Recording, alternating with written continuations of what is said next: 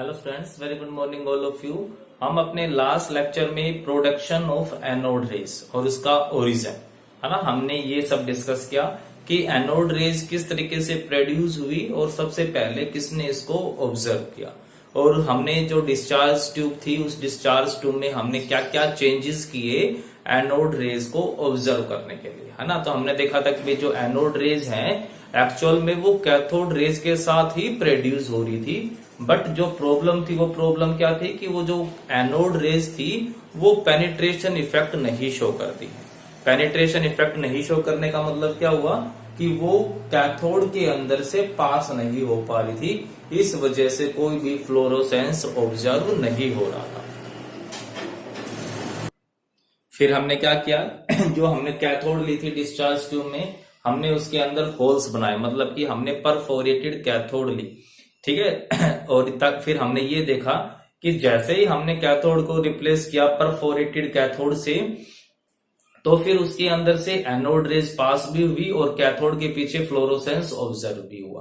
तो यहां से ये कंक्लूजन निकाला कि भाई एनोड रेज कोई ना कोई रेज ऐसी जरूर है जो एनोड की साइड से आ रही है और कैथोड में से होती हुई उसके पीछे वाल पे टकरा करके फ्लोरोसेंस प्रोड्यूस करती है ना। फिर दूसरी बात क्या थी कि जो एनोड रेज होती है वो पेनिट्रेशन इफेक्ट नहीं शो करती हैं, मतलब कि वो कैथोड को क्रॉस नहीं कर पा रही थी, वो हमें सिर्फ तभी ऑब्जर्व हुई जब हमने कैथोड के अंदर होल्स बनाए, और इसी वजह से उन एनोड रेज को दूसरा नाम दिया गया canal rays, because they have tendency या they are pass through holes in cathode. ठीक है, तो ये हमारे पास था। फिर हमने देखा कि भाई जो एनोड रेज होती हैं वो एक्चुअल में एनोड से नहीं निकलती है, ठीक है। वो एनोड रेज पॉजिटिव आयन से मिलकर के बनती हैं, जो positive ion high speed electron या हाई स्पीड कैथोड की वजह से बने। जब कैथोड से इलेक्ट्रॉन्स निकले हाई स्पीड पे बाहर आए और जब वो गैसियस पार्टिकल के साथ टकराते हैं तो क्या करते हैं, उन गैसियस एटम में से, गैसियस पार्टिकल में से इलेक्ट्रॉन्स को रिमूव करवाते हैं और इस तरीके से ए रे ऑफ इलेक्ट्रॉन बन जाती है और साथ में पॉजिटिव आयंस बन जाते हैं। तो जो रे ऑफ इलेक्ट्रॉन्स थी वो एनोड की तरफ चली जाती है ना, कैथोड से निकल करके एनोड की तरफ, और पीछे कैथोड और एनोड के बीच में बहुत सारे पॉजिटिव आयंस बन जाते हैं और ये सारे के सारे पॉजिटिव आयंस मिलकर के एक रे बनाते हैं जो नेगेटिव कैथोड की तरफ अट्रैक्ट होते हैं और कैथोड के होल्स में से पास होते हुए आगे निकल जाते हैं, और इन्हीं को हमने क्या नाम दिया, anode rays, because this is like to be coming from anode. ये ऐसा लग रहा था कि वो एनोड से आते हैं, ठीक है। तो ये सब हम डिस्कस कर चुके थे। आज हम डिस्कस करेंगे प्रॉपर्टीज ऑफ एनोड रेज की। एनोड जैसे हमने कैथोड रेज की प्रॉपर्टी पढ़ी थी वैसे ही एनोड रेज की। तो first of all anode rays are travel in straight line, travel in straight line. जिस तरीके से कैथोड रे बिल्कुल स्ट्रेट डायरेक्शन में जाती हैं उसी तरीके से कहते हैं एनोड रेज भी स्ट्रेट लाइन में चलती हैं। अगर गलती से उनके बीच में हमने कोई ऑब्स्टेकल को रुकावट लगा दी तो वो एनोड रेज वहीं पर रुक जाएंगी, उसको क्रॉस नहीं कर पाएंगी। ये नहीं है कि भाई आगे से रास्ता बंद है तो घूम के चली जाए, वो घूमेंगे नहीं, वो वहीं पर रुक जाएंगी। हमेशा स्ट्रेट डायरेक्शन में ही, स्ट्रेट लाइन में ही ट्रेवल करती हैं। और इसका पता बिल्कुल सेम वैसे लगाया, उसके बीच में एक हमने कोई भी ऑब्स्टेकल रख दिया या कोई सब्सटेंस रखा और जो उसकी इमेज बनी वो इमेज कैसे थी, बिल्कुल शार्प, और ये तभी पॉसिबल था जब वो स्ट्रेट डायरेक्शन में जाए। सेकंड है anode rays are consist of material particle, consist of material particles. अब इसका मतलब क्या हुआ, अब इसका मतलब ये हुआ कि एनोड रे जिन पार्टिकल से बनती हैं उनका मास भी होता है और वो स्पेस भी ऑक्यूपाई करती हैं। अब ये कैसे पता लगाया, फिर से वही हमने किया, हमने बीच में एक लाइट मेटल का पैडल लगा दिया। पैडल का मतलब कि जो रोटेट करता हो। अब ट्यूब तो क्लोज थी, उसके अंदर कोई दूसरी चीज तो हो नहीं सकती जिसकी वजह से वो पैडल रोटेट करना स्टार्ट कर देगा। तो जैसे ही एनोड रेज वहां से आई और एनोड रेज उससे टकराई तो उस पैडल ने क्या कर दिया, रोटेट करना स्टार्ट कर दिया। तो इसका मतलब क्या हुआ कि उससे कोई ना कोई ऐसी चीज टकराई है जिसका मास होगा, और वो चीज कौन सी थी, वो एनोड रेज थी। तो इसका मतलब एनोड रेज का मास होता है, और जिनका मास होता है उनको हम क्या बोल देते हैं, मैटर बोल देते हैं। इसलिए कहते हैं कि anode rays are consist of material particles. Next आता है एनोड रेज आर डिफ्लेक्टेड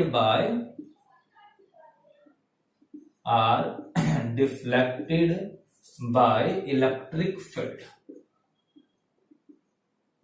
जो एनोड रेज है वो इलेक्ट्रिक फील्ड से क्या होती हैं, डिफ्लेक्ट होती हैं। मतलब कि अगर मैं इलेक्ट्रिक फील्ड अप्लाई करूं, अगर मैं पॉजिटिव और नेगेटिव प्लेट का यूज करूं, तो फिर क्या होगा कि जो एनोड रेज होती है वो किसकी तरफ अट्रैक्ट हुई, वो नेगेटिव की तरफ अट्रैक्ट हुई। और ये चीज क्या कंफर्म करती है कि एनोड रे पॉजिटिव पार्टिकल से बनते हैं। ठीक है, क्या कहते हैं, on applying electric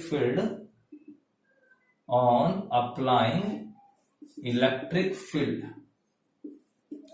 these rays get deflected towards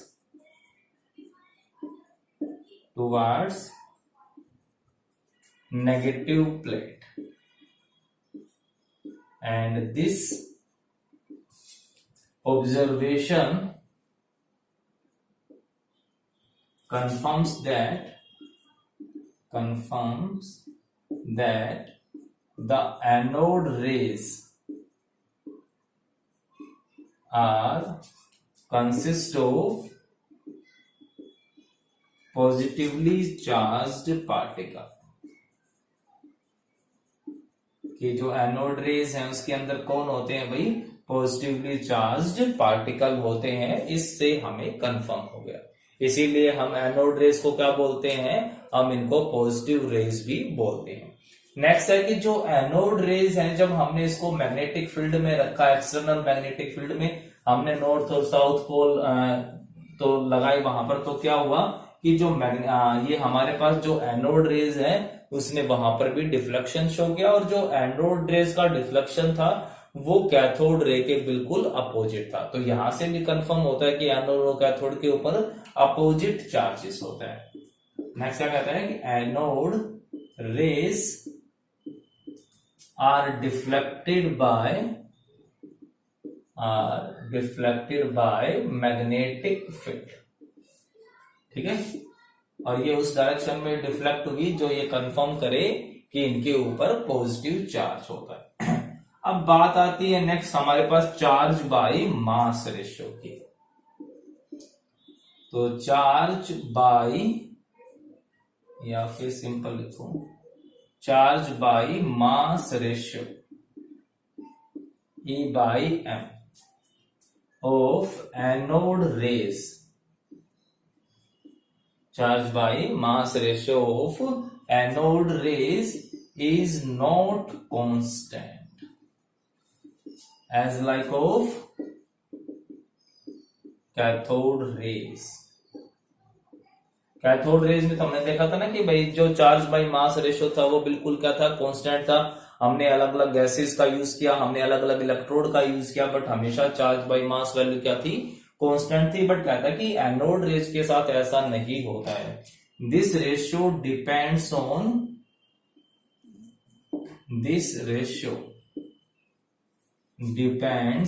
on nature of gas.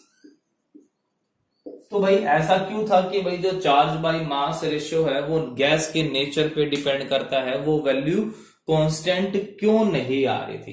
क्योंकि भाई जो कैथोड रे थी वो कैथोड रे तो किससे मिलकर बनती है, इलेक्ट्रॉन से। अब जब इलेक्ट्रॉन तो हमेशा सेम होंगे, उनका चार्ज भी सेम है और मास भी सेम है, तो रेशियो भी क्या गया, सेम हो गया। जबकि जो एनोड रेज है वो इलेक्ट्रॉन या प्रोटॉन से नहीं बन रही है, वो किससे बनती है, पॉजिटिव आयन से। और हर एक पॉजिटिव आयन का जो चार्ज होगा वो अलग अलग होगा।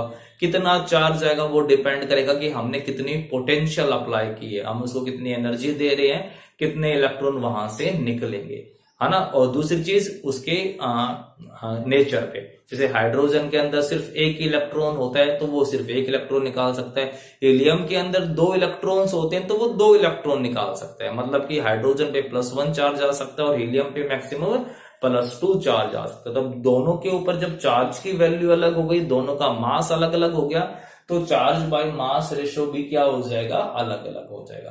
तो इसलिए कहता है कि जो कैथोड एनोड रेस के अंदर जो पार्टिकल्स थे उनका चार्ज बाय मास रेशो हमेशा क्या आया, अलग अलग आया। ये डिपेंड करेंगे नेचर ऑफ गैस के ऊपर। Simple, mass of particles in anode rays are या इज आल्सो नॉट कांस्टेंट। जो मास है वो भी कांस्टेंट नहीं हो सकता। समझ में आ रहा है ना, कांस्टेंट क्यों नहीं हो सकता है, क्योंकि उसके अंदर जो पार्टिकल है वही सेम नहीं है। जब पार्टिकल ही चेंज हो रहे हैं तो मास और उनका मास रेशो भी क्या हो जाएगा, चेंज हो जाएगा। क्लियर है ना, ये चीज ध्यान रखना। उसके अंदर सिर्फ इलेक्ट्रॉन थे, यहाँ पर पॉजिटिव आयंस। अगर मैं हाइड्रोजन लूंगा तो कौन से आयन बनेंगे, H पॉजिटिव। मास इसका 1 होगा, चार्ज +1 है, तो रेशो क्या हो गया, 1/1। अब मैं हीलियम गैस लूंगा तो जो चार्ज होगा वो 2+ होगा, जबकि इसका मास होगा कितना हो जाएगा, 4 होगा। ठीक है, मास को हम ऊपर लिख देते हैं, तो जो मास होगा वो 4 होगा। तो यहां पर चार्ज बाय मास की वैल्यू क्या हो रही है, अलग अलग आती है। ठीक है, तो ये चीज ध्यान रखना। तो एनोड रेस के अंदर पॉजिटिव आयंस होते हैं, ना कि प्रोटॉन्स होते हैं। फिर नेक्स्ट क्या कहता है कि when we take hydrogen gas in discharge tube,